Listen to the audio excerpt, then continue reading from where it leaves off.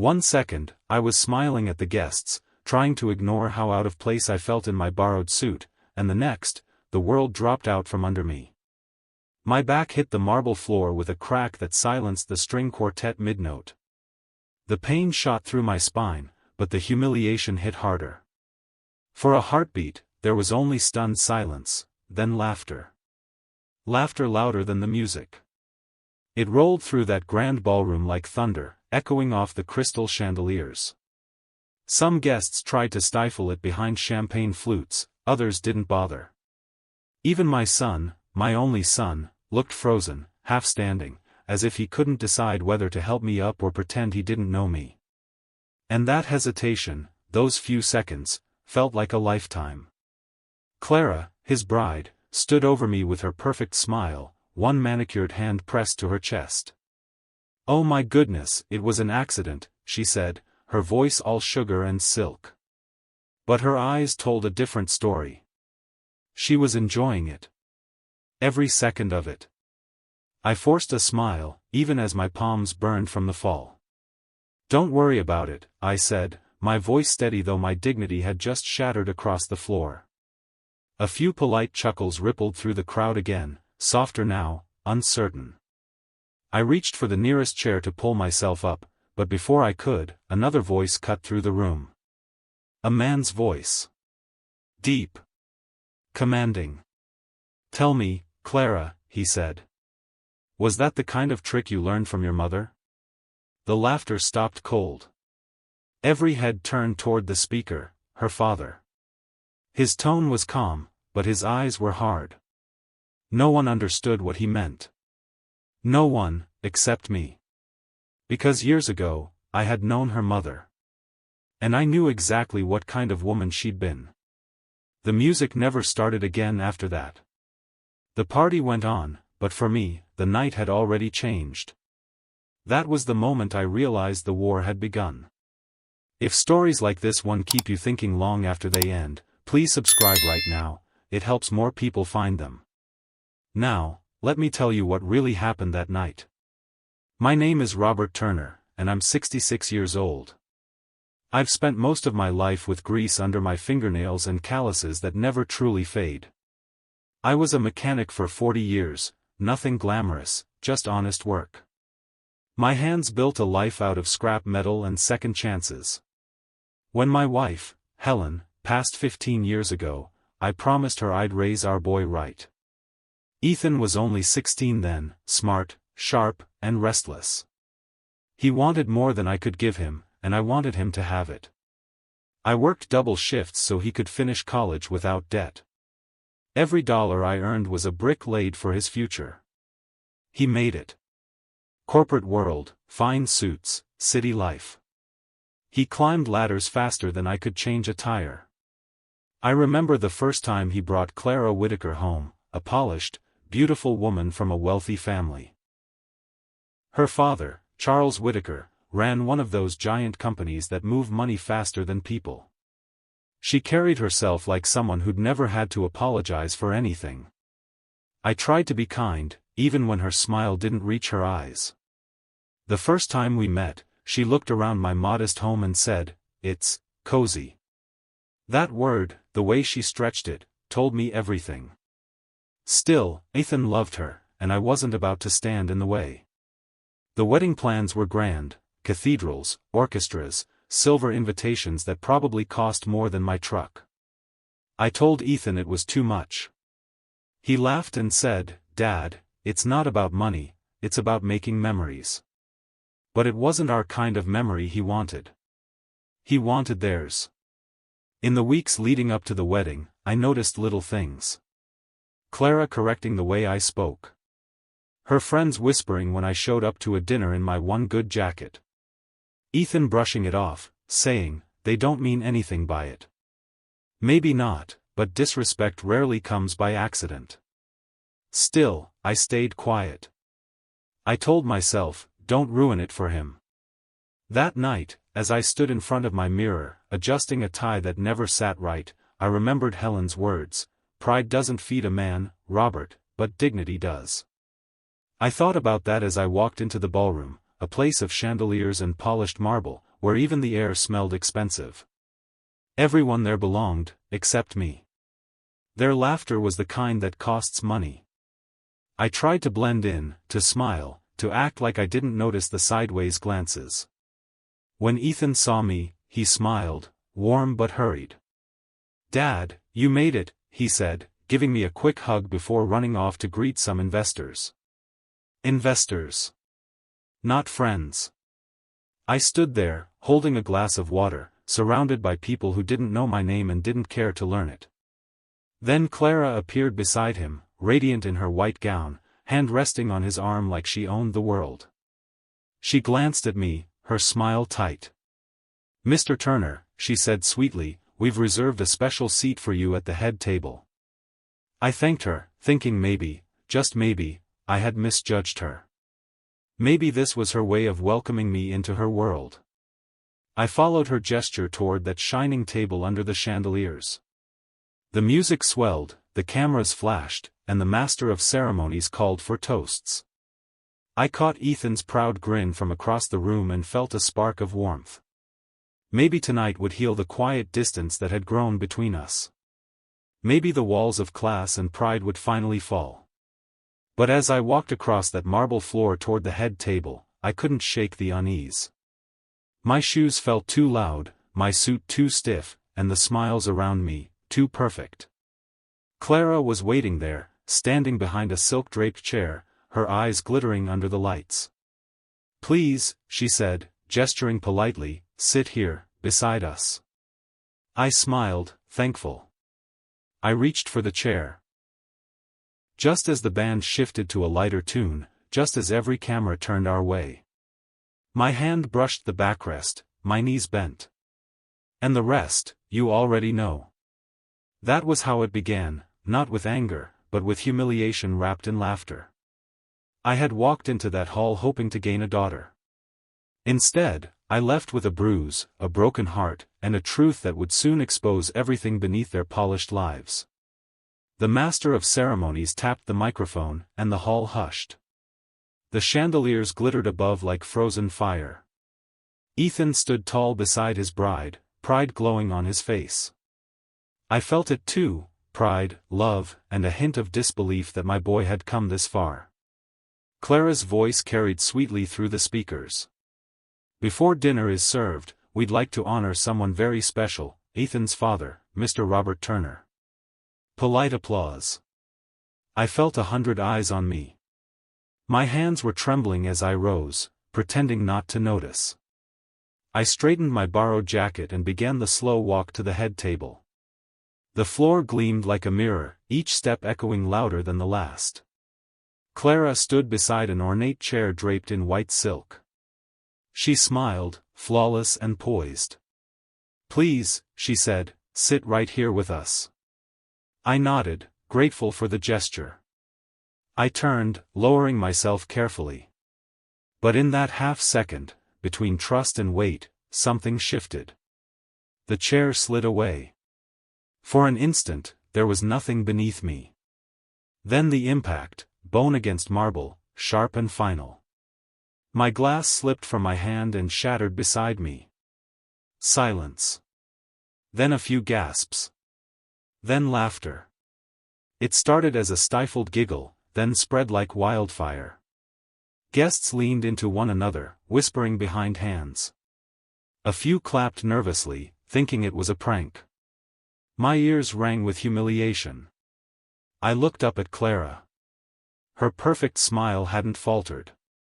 "Oh my goodness," she exclaimed, her tone dripping with false shock. "It was an accident. I was only trying to help." But her eyes told the truth, flat, amused, cold. I tried to rise, but my hip throbbed. I felt the heat of their laughter pressing down like a weight. Ethan was frozen, a glass in his hand, eyes darting between me and his bride. "Ethan," I said quietly, "it's fine." My voice was steady, though everything inside me was breaking. He hesitated, then forced a smile to match the crowd. "Dad's always been a good sport," he said into the microphone. More laughter. That one sentence crushed me harder than the fall. A waiter rushed forward, but I waved him off. I gripped the nearest table edge, forcing myself to stand. My leg ached, but I stood straight. "Don't worry about it," I said, though every word scraped my throat. Across the room, I caught the look of one man who wasn't laughing, Charles Whitaker, Clara's father. His gaze was fixed on me, unblinking, assessing. Then he spoke, calm, measured, loud enough for everyone to hear. "Tell me, Clara," he said, "was that the kind of joke you learned from your mother?" The laughter stopped instantly. The band fell silent. A single fork clattered onto a plate. Clara's smile twitched, her cheeks paling beneath the makeup. Her father's stare didn't waver. "I asked a question," he said evenly. Clara opened her mouth but no sound came. The guests shifted uncomfortably, sensing something buried beneath his words. But I understood. I remembered her mother's face from decades ago, the news article, the scandal, the way it ended. I met Charles's eyes. He gave a small, deliberate nod, almost like a soldier recognizing another. Ethan reached for Clara's hand, confused. She pulled away. Her mask had cracked, just slightly. I adjusted my jacket, forcing a thin smile. "Enjoy your evening," I said softly, and walked out. Each step across that marble floor echoed louder than the laughter that had mocked me minutes earlier. Outside, the cold air hit my face like truth. I leaned on the railing, staring out at the city lights, feeling the ache in my hip and the heavier ache in my chest. Inside that hall, they were still pretending. Pretending it was all an accident. Pretending I was invisible. I knew better. That night had peeled back the first layer of lies. I didn't know then that Charles Whitaker's question wasn't a defense, it was a warning. A signal that something much darker was buried beneath his daughter's smile. And that fall, the laughter, the pain, the silence, wasn't just humiliation. It was an initiation. The line had been crossed. What they didn't know was that I had spent my life fixing what others broke. Machines. Engines. Even people. And what had just broken inside me wasn't weakness. It was purpose. That night, beneath the glittering chandeliers and false applause, something in me shifted from shame to resolve. They thought they'd seen me fall. They hadn't seen me rise yet. The night air outside the ballroom was sharp and cold, cutting through the heat of humiliation still burning under my skin. I stood on the steps, listening to the muffled laughter and music leaking from behind the heavy doors. Every note felt like a nail sealing me out of a world I no longer belonged to. My hip throbbed from the fall, but the pain wasn't what stayed with me, it was the silence that followed my name. My son hadn't moved. He just stood there, frozen, as if helping me might ruin his image. That was the moment I realized I'd lost him long before that wedding. A valet approached, asking if I was all right. I nodded, forcing a weak smile. "Fine, son. Just slipped." He didn't believe it, but he handed me my coat without a word.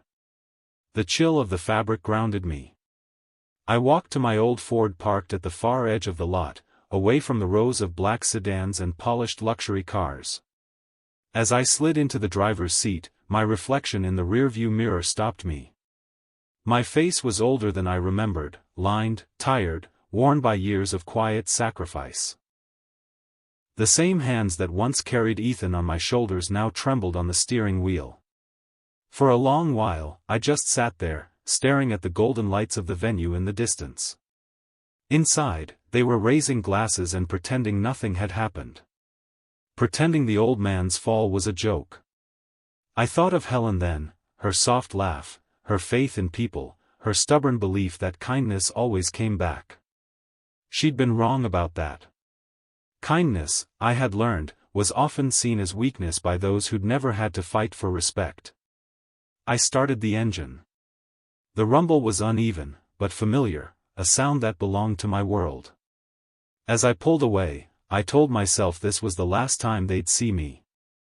Let them have their polished tables and their empty laughter. But halfway home, something shifted. My humiliation hardened into something colder, sharper. I wasn't angry, not yet. I was awake.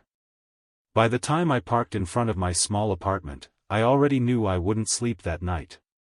I moved through the quiet rooms, turning on one light after another until the shadows disappeared. I poured myself a glass of water, sat at the kitchen table, and stared at my wedding ring still hanging from a chain around my neck. That's when the question came, soft, heavy, uninvited. When did my son stop being mine? I didn't have an answer. But I knew one thing: people like Clara didn't humiliate by accident. That moment at the wedding hadn't been random cruelty, it was a message. And her father's reaction, the cold precision in his words, meant he knew something I didn't. I replayed the scene again and again, his voice, the way she froze, the way Ethan looked terrified, not for me, but for himself. There was more under that surface. Something foul. I reached for my notepad, the same one I used to jot down engine serials and repair jobs. I wrote a single line across the page. Find out what he meant. The words looked small under the kitchen light, but they steadied me. I closed the pad, took a deep breath, and felt the weight of the night settle into resolve. I wasn't a rich man. I wasn't powerful. But I'd spent my life fixing what others broke. And before this was over, I'd fix this too, one truth at a time. That was the night the laughter ended and the silence began, the silence before the storm. The next morning, sunlight poured weakly through the blinds, cutting stripes across my small kitchen table. I hadn't slept. My notepad lay open in front of me, the words from last night staring back. Find out what he meant. At exactly 9 o'clock, there was a knock on my door. Firm. Measured. Not the kind that comes from a stranger.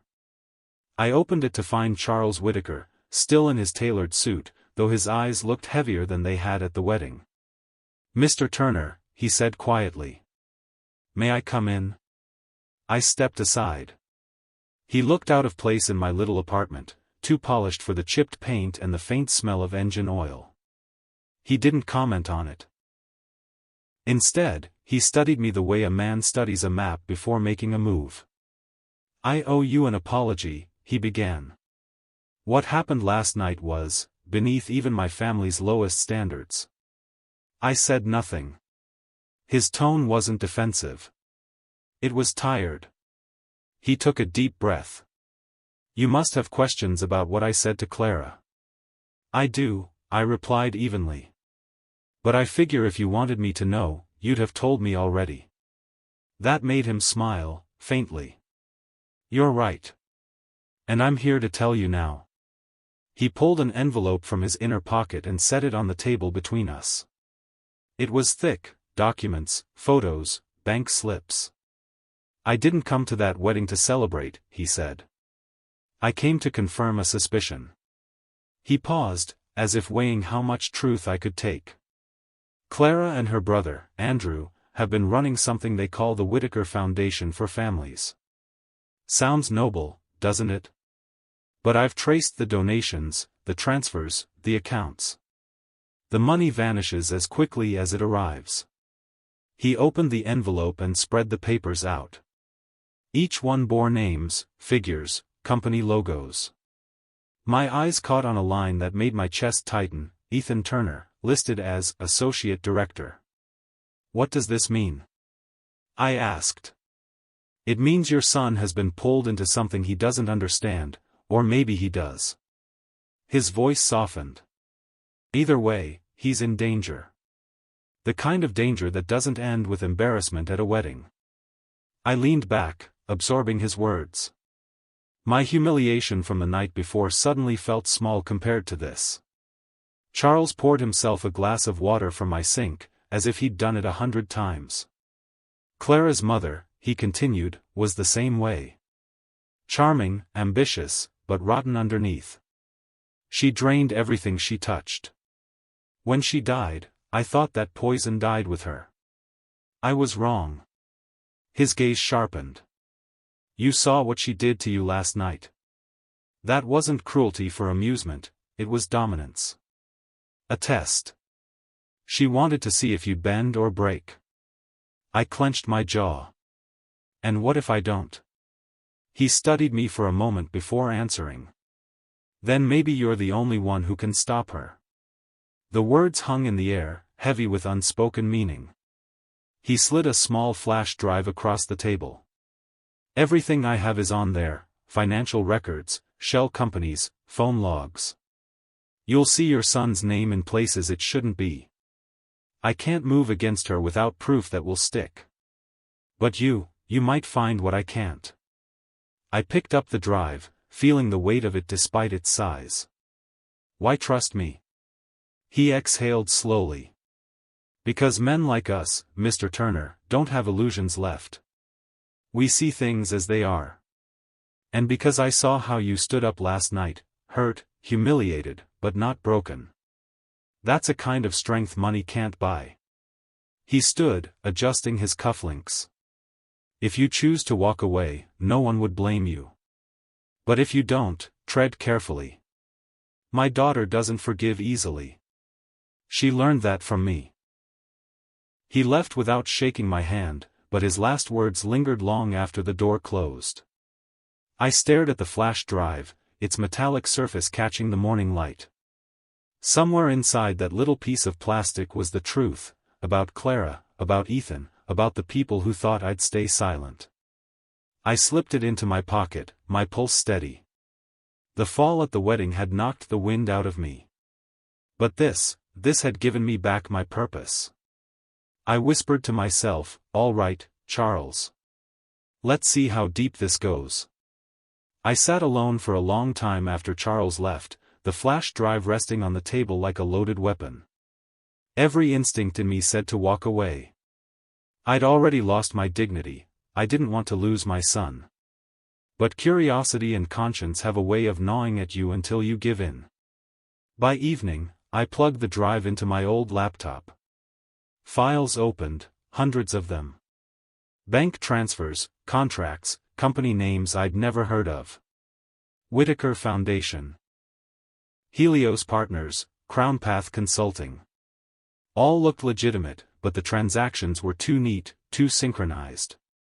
And there it was again, Ethan Turner, signature and all. I scrolled through until my stomach turned. These weren't donations. They were siphoning money from families, widows, veterans, people who trusted them with savings and benefits.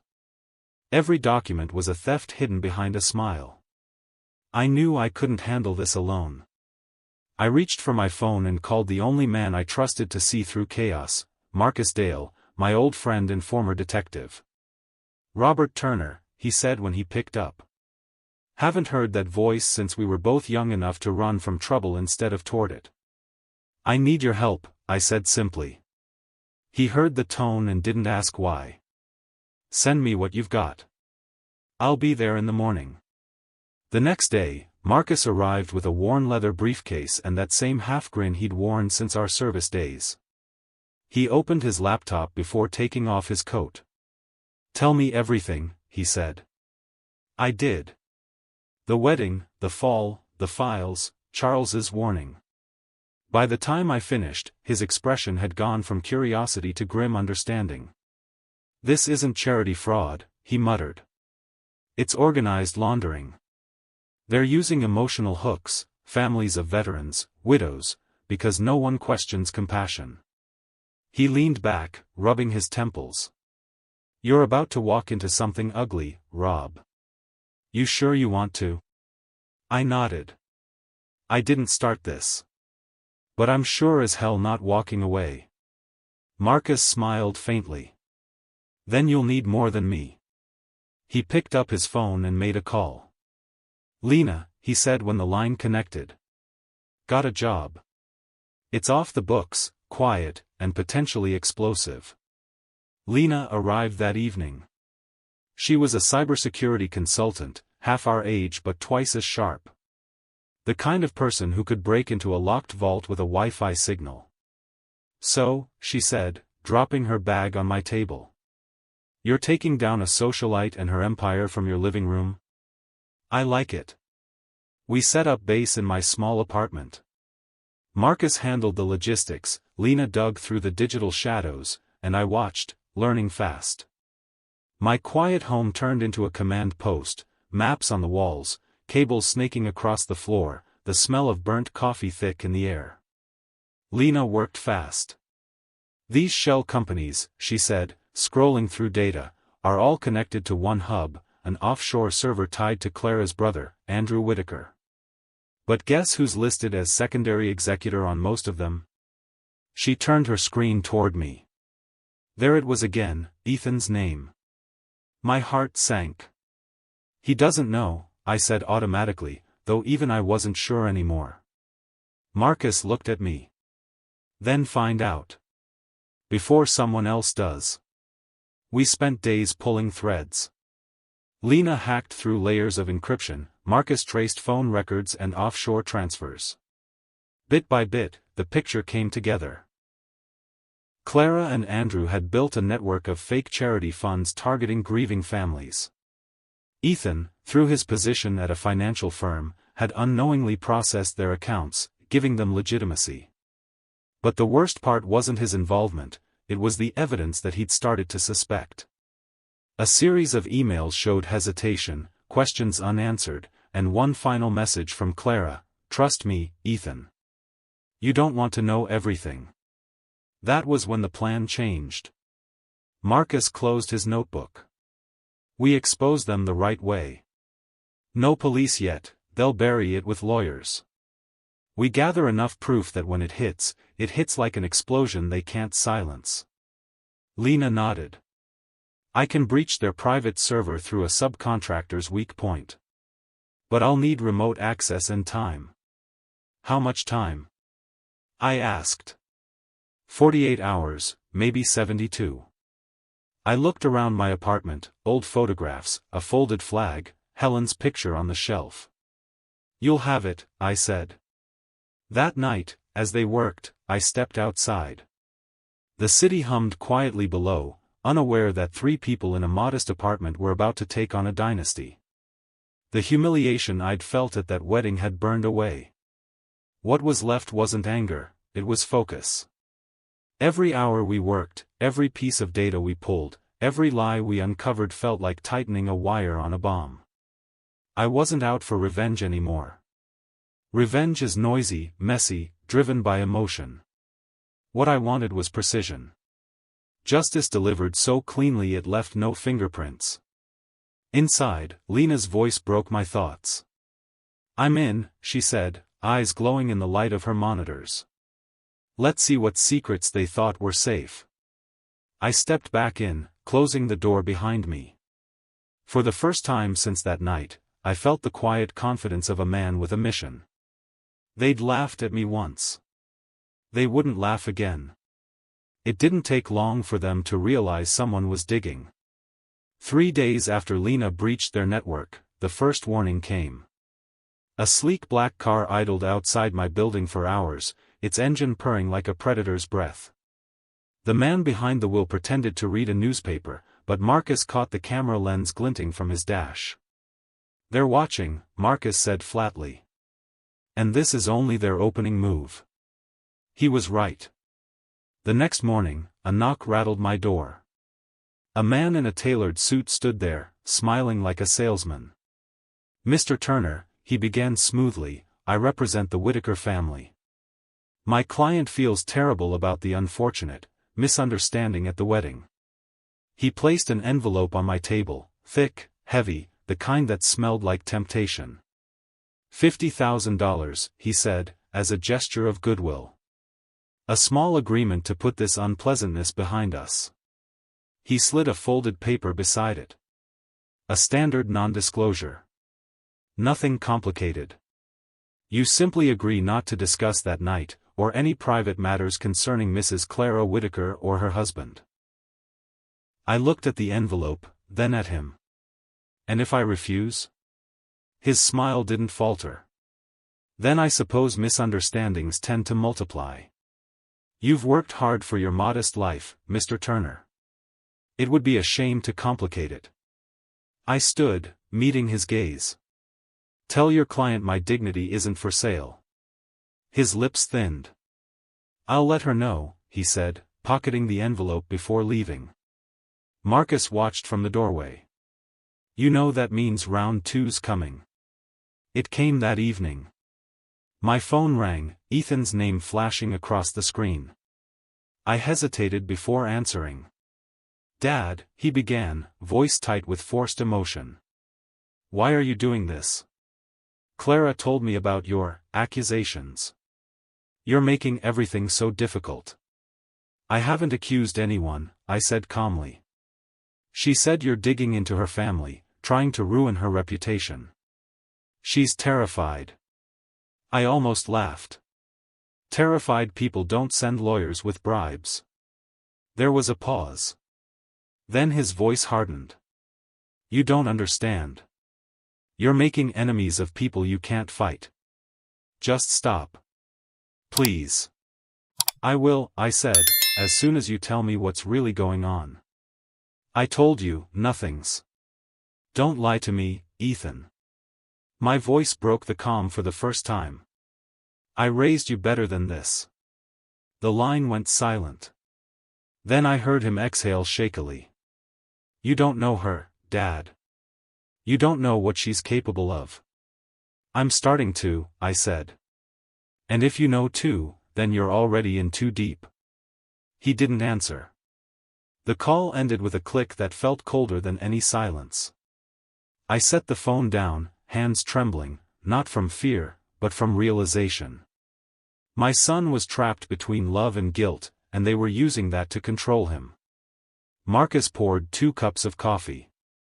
They're testing you, he said. Trying to see how far they can push before you break. I nodded. Then they'll learn I don't break easy. That night, Lena uncovered something darker. Rob, she said quietly, pointing to her screen, look at this. Rows of names filled the monitor, ordinary people, mostly military families. Next to each was a transfer labeled Whitaker Foundation, assistance grant. But the destination accounts told the truth, offshore shells draining every cent. They're preying on widows, she whispered. Families of veterans killed in action. My throat tightened. I leaned closer, reading the list, one name stopping me cold. Staff Sergeant Daniel Cole. My old unit mate. Dead 15 years. His widow, I remembered, had struggled after his death. She'd trusted a charity to manage his insurance payout. Now I knew where that money went. They're stealing from soldiers' families, I said softly. From people who gave everything. Lena looked at me. This isn't about you anymore, Rob. She was right. Whatever pity I'd had left for Clara evaporated. This wasn't personal revenge, it was justice. The next day, Ethan called again, his voice cracking. Dad, please stop. They know you're looking. Clara's furious. She says she'll destroy you if you keep pushing. I let him finish, then asked, did you ever wonder where the money came from, son? The foundation, the cars, the house? Did you ever look past the surface? He didn't answer. Because I did, I said. And what I found shames every uniform that ever carried your mother's name. There was a soft gasp. What are you talking about? I'll show you when I'm done, I said. But after this, nothing will ever be the same. He hung up without another word. Marcus turned from the window. He's torn, Rob. If you push too hard, he'll defend her just to survive. I don't need him to defend me, I said quietly. I need him to remember who he is. That night, I wrote everything down, names, dates, amounts. The evidence was building, and so was the danger. Outside, that same black car returned. But this time, I didn't hide. I walked out, slow and deliberate, staring straight at the driver. He shifted uncomfortably, started the engine, and drove off. I went back inside and shut the door. The fear was gone. The guilt was gone. What remained was purpose, pure, cold, and unshakable. They had turned this into a game of intimidation. They didn't realize I'd spent a lifetime fixing the damage left by people like them. And now, I was going to fix this, one truth at a time. 2 nights later, Lena called me into the workspace. Her face was pale, eyes fixed on the monitor's glow. Marcus stood behind her, arms folded tight. "I think we found what you've been looking for," she said quietly. The screen showed a web of transactions, dozens of accounts, multiple currencies, and digital fingerprints leading to one offshore server registered in Belize. She clicked a folder marked Internal Communications. Inside were voice memos and encrypted emails. She played the first recording. Clara's voice filled the room, smooth, confident, and venomous. "He's asking too many questions, Andrew. I told you we shouldn't have brought him in this deep. He's starting to realize where the money's coming from." Andrew's reply came next, gruff and arrogant. "Relax. Ethan's naive, not stupid. He won't risk his career for a few grieving widows. They're too busy surviving to fight back." My chest went tight. Lena paused the audio, her jaw clenched. "It gets worse," she said, and opened an email string dated 6 months earlier. From Clara Whitaker. To Andrew Whitaker. Subject, New List. Transfer the remaining payouts from the Veterans Assistance Fund into CrownPath. Keep the charity active for appearances. If anyone complains, redirect them to the legal department. And tell Ethan we're helping with administrative reallocation, he's sentimental about those files. I stared at the screen. My hands trembled, but not from shock, from fury.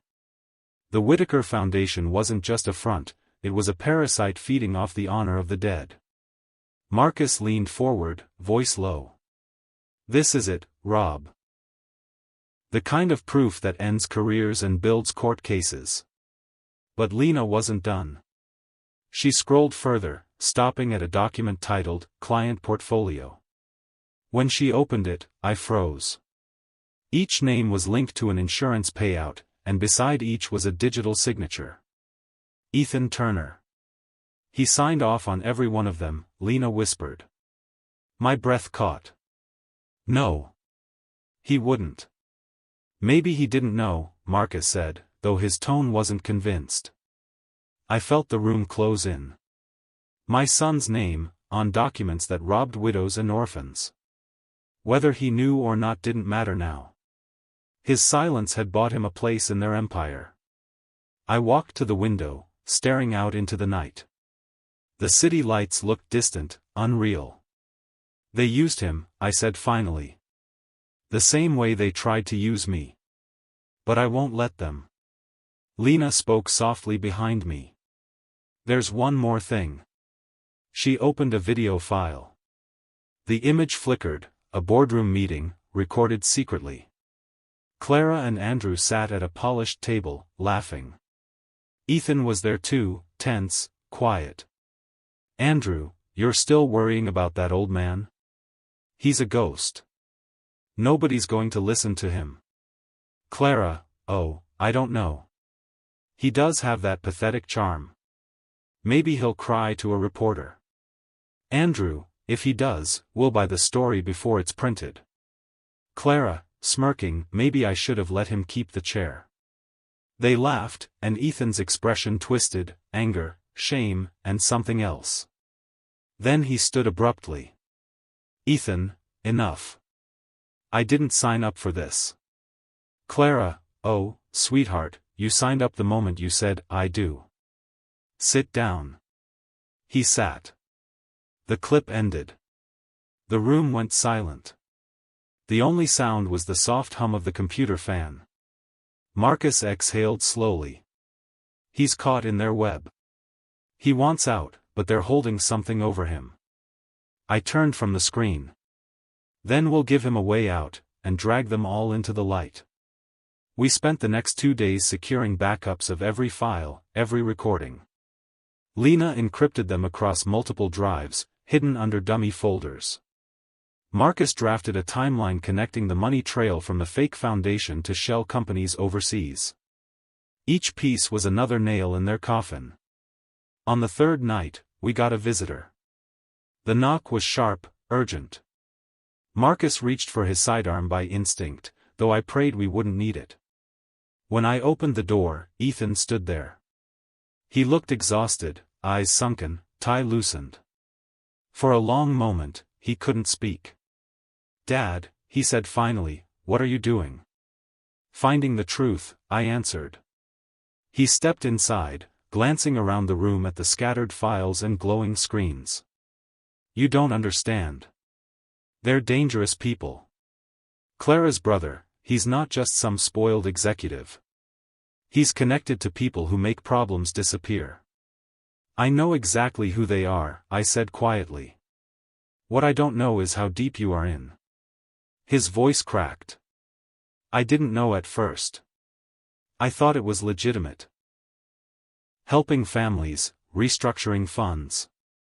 But when I started asking questions, Clara told me to stay out of it.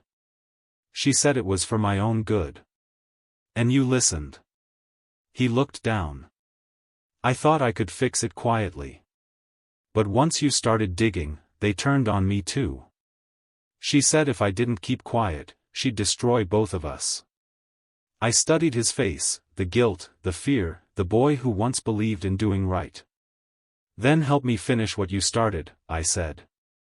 He hesitated. "If we do this, Dad, there's no going back."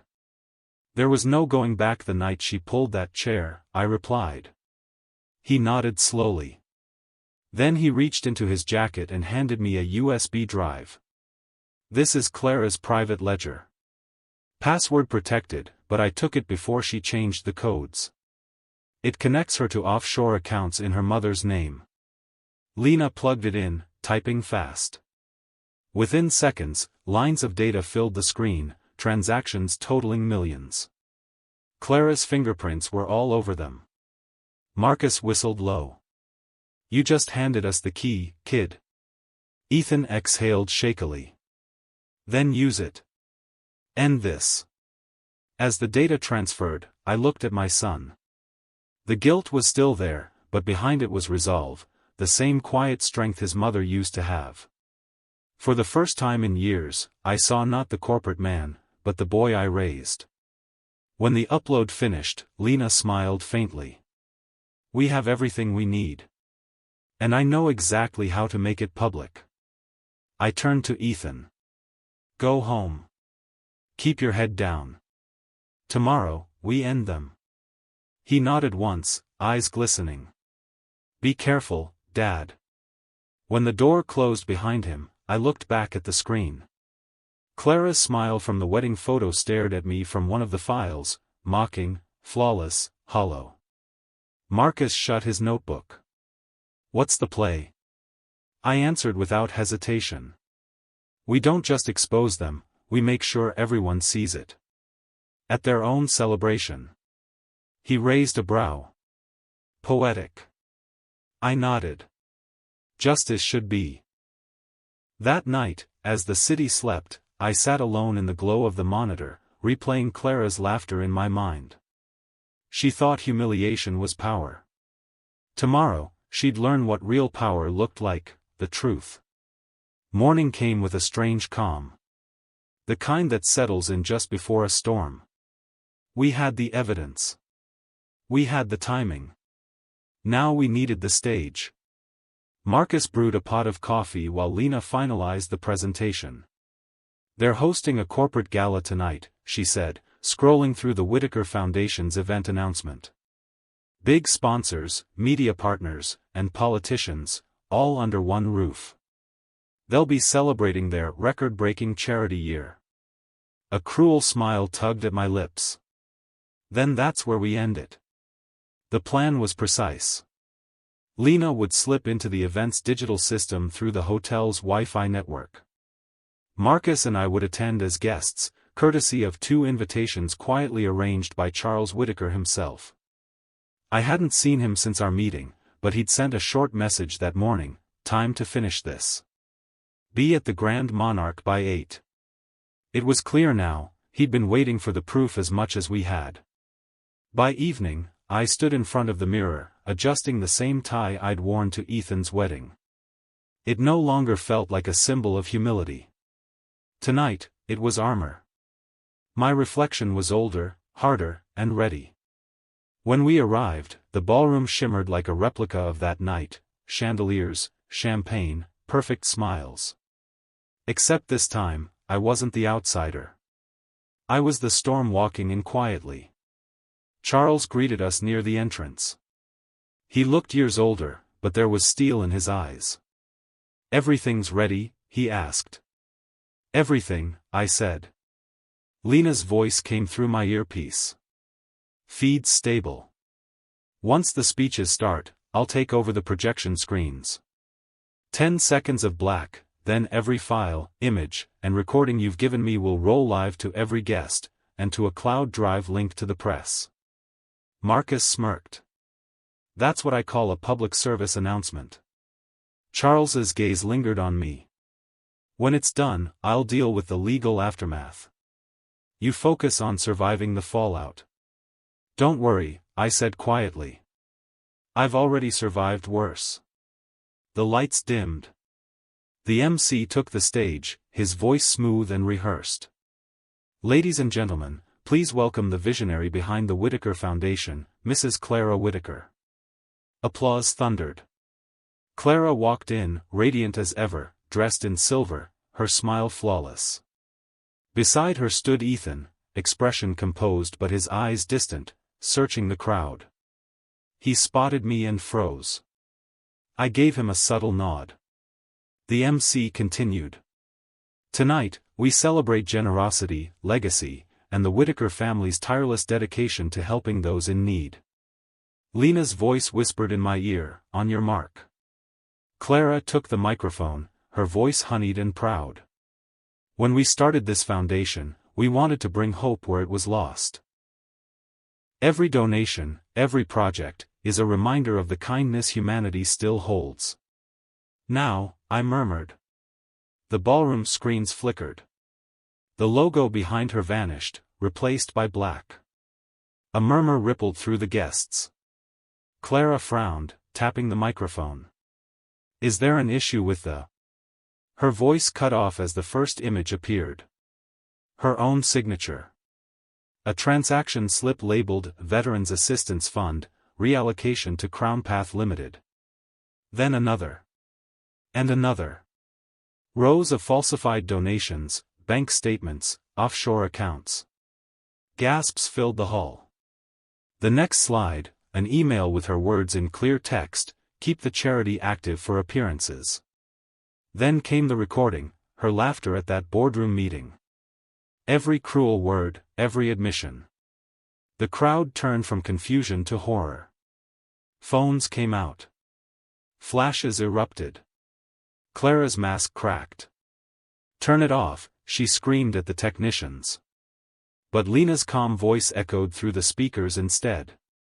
"You can't turn off the truth."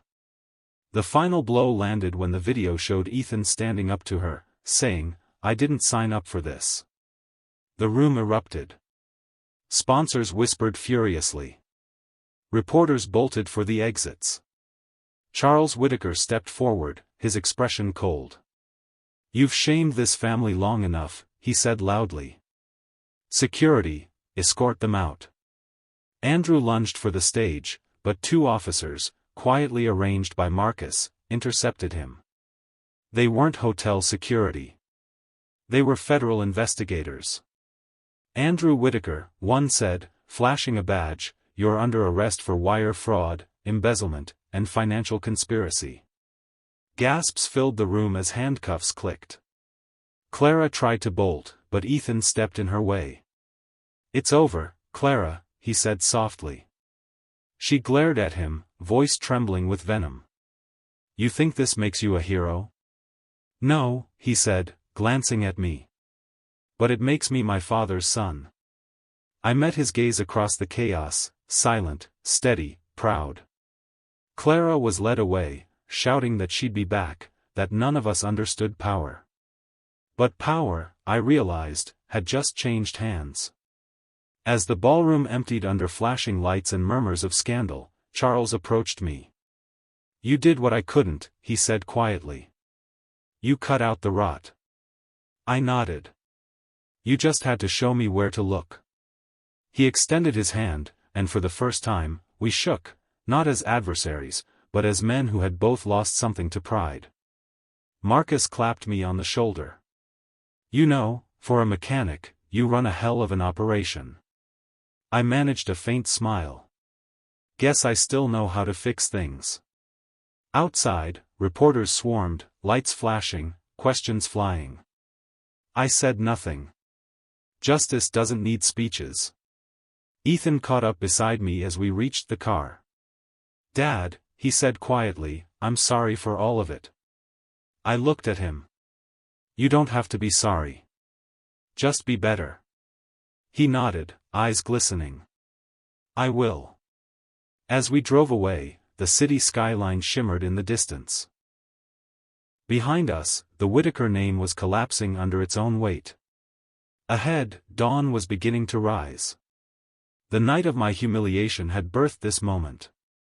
And in its silence, I found something stronger than revenge, redemption through truth. The storm had finally passed, but its echoes would never be forgotten. The next morning, the story was everywhere. News anchors, headlines, and social media feeds were flooded with the scandal of the year. Whitaker Foundation exposed in massive fraud scheme. Images of Clara and Andrew being escorted in handcuffs looped across every network. But for me, the real ending hadn't happened yet. There was one more confrontation I couldn't avoid, the moment I'd waited for since that night at the wedding. Late that afternoon, I received a call from an unknown number. When I answered, Clara's voice came through, raw and trembling but still defiant. "You think you've won, old man," she hissed. "You destroyed everything, my family, my name." I let her words hang. "You destroyed them yourself, Clara." I just turned on the light. "You humiliated me," she snapped. I laughed softly. "Now you know how it feels." There was silence, then a bitter chuckle. "You really believe this changes anything? People like me always find a way back." "Maybe," I said quietly. "But not before everyone sees who you really are." She ended the call with a sharp click. I didn't hear from her again. By evening, Ethan and I met with federal investigators to hand over the last of the files. They thanked us, promising full prosecution. When the agents left, Ethan slumped in his chair, exhausted. "It's strange," he said softly. "All my life, I chased the idea of success, of being someone who mattered. And now, sitting here in the ashes, this is the first time I actually feel like myself." I studied him for a moment. He looked older, not in years, but in weight. "Son, success means nothing if it costs your soul. I learned that too late. You still have time." He nodded, eyes misty. "I don't deserve your forgiveness." I placed a hand on his shoulder. "Forgiveness isn't earned, Ethan. It's given. And I'm giving it now." That night, the authorities held a press briefing. Marcus and I stood at a distance from the crowd as the officials detailed the charges: embezzlement, money laundering, conspiracy, fraud. The list went on.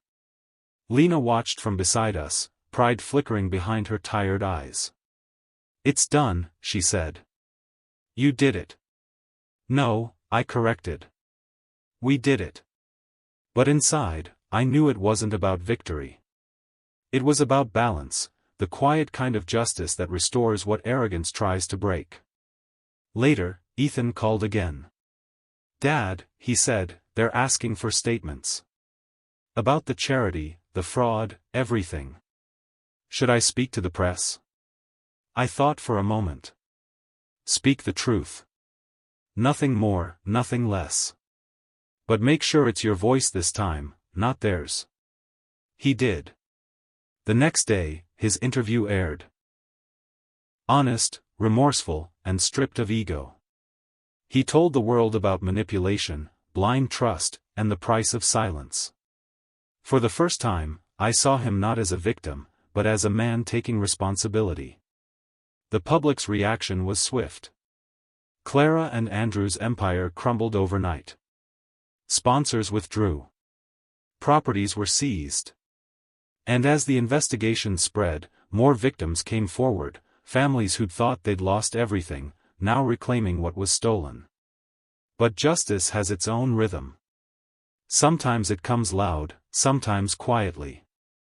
Mine came 1 week later, in an envelope delivered by courier. Inside was a handwritten letter, from Charles Whitaker. Robert. I've spent my life building walls of pride, power, and control. You tore them down in a single act of truth. For that, I owe you more than gratitude. I owe you peace. I've retired from the board.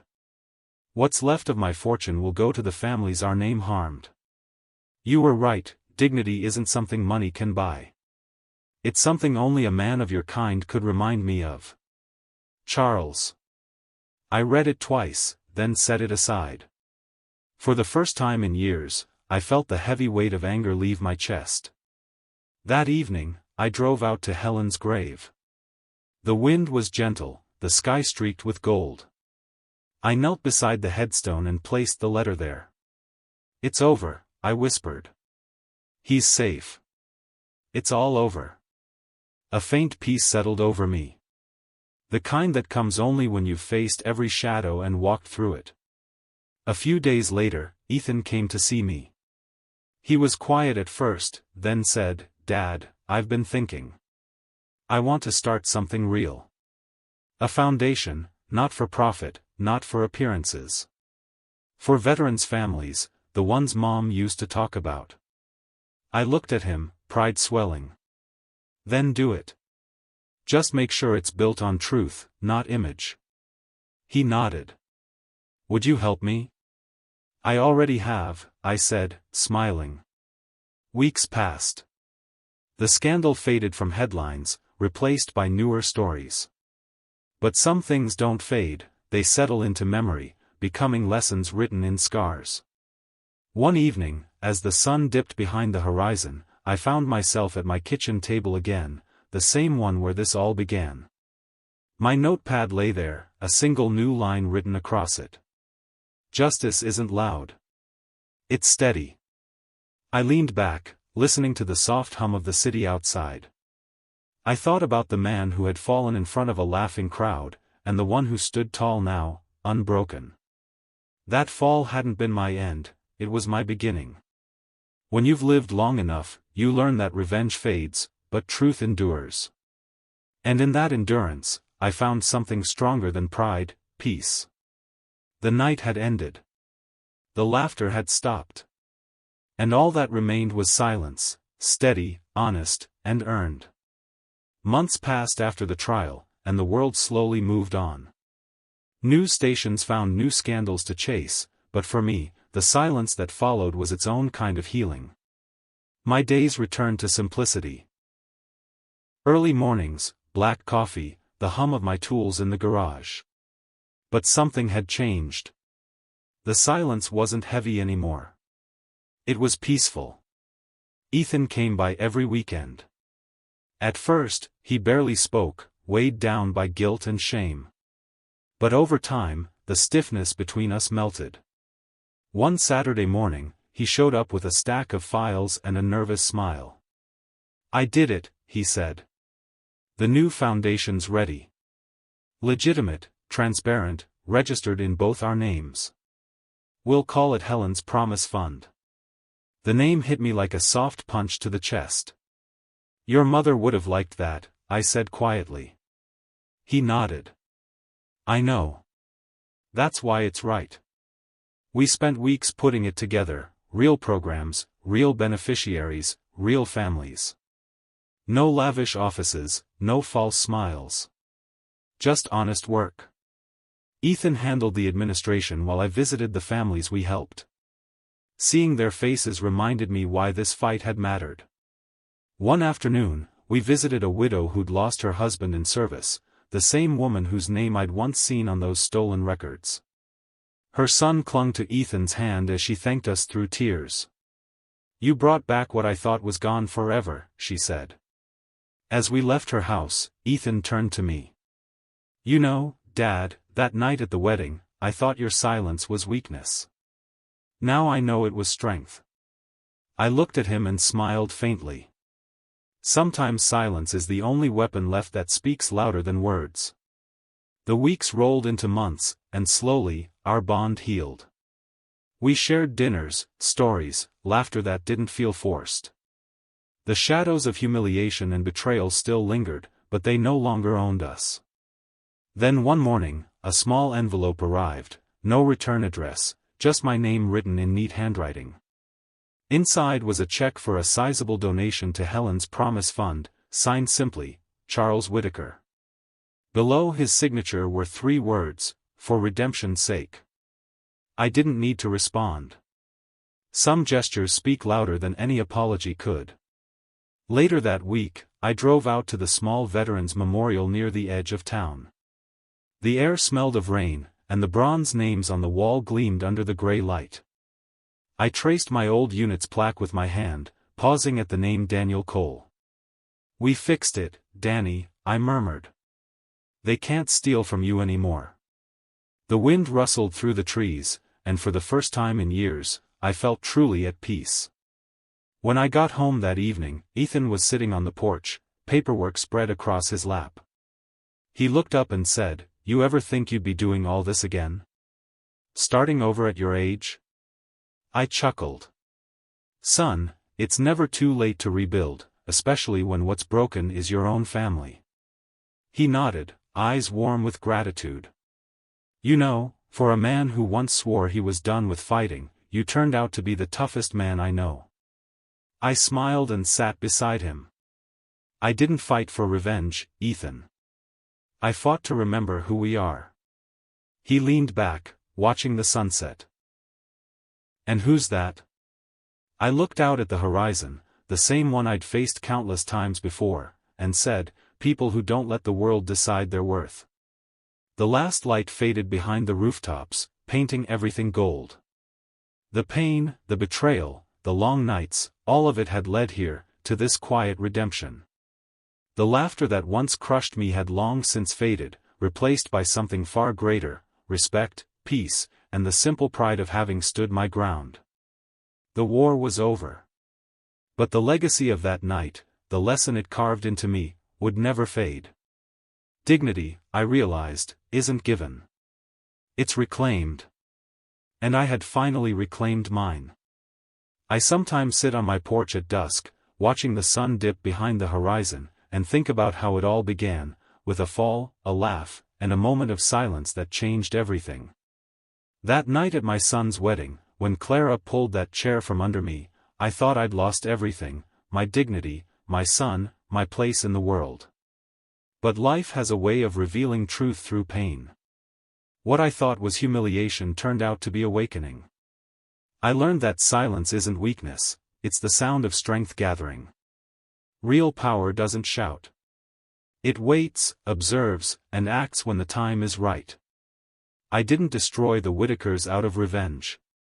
I exposed them out of duty, duty to my son, to the men I served with, to every family that deserved justice. Because dignity isn't about pride, it's about standing for what's right, even when the world laughs. People ask if I ever regret it, if I'd do it differently. The truth? I wouldn't change a thing. I lost comfort, yes, but I gained something far greater, peace. Ethan and I still run Helen's Promise Fund. Every time a widow receives help, every time a veteran's child gets a scholarship, I see Helen smile again. I see what she always believed, that good can grow even from the darkest soil. Sometimes, I visit that old ballroom. It's rented out for events now. The marble floor still gleams under the chandeliers. I stand in the same spot where I once fell and smile. Not because it doesn't hurt anymore, but because the pain finally means something. If this story teaches anything, it's that no one can take your dignity, only you can surrender it. And if life knocks you down in front of the whole world, rise quietly. The silence that follows will speak louder than their laughter ever did.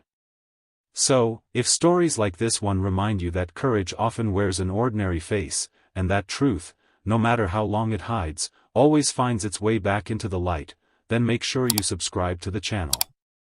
Because there are many more stories of ordinary people who refuse to stay broken. And like me, they found their strength not in revenge, but in redemption.